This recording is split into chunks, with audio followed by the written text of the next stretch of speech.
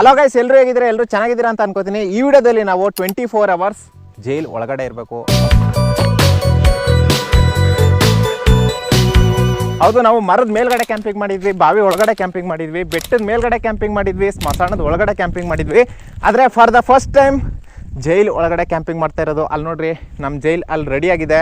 ಬರೋ ಇಲ್ಲ ನೋಡ್ರ, ನಾನು ಇವತ್ತು ಇಲ್ಲಿ ಇರಲ್ಲ.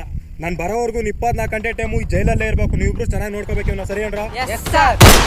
ಓಕೆ ಗೈಸ್, ಹೌದು, ಈ ವಿಡಿಯೋದಲ್ಲಿ ನಾವು 24 ಅವರ್ಸ್ ಜೈಲ್ ಒಳಗಡೆ ಇರ್ತೀವಿ. ಇವರಿಬ್ರೇನೆ ಕಾನ್ಸ್ಟೇಬಲ್. ಅಲ್ಲಿ ನೋಡಿ, ನಮ್ಮ ಪ್ರದಿ inspector. What a beautiful story, Mr. Deva.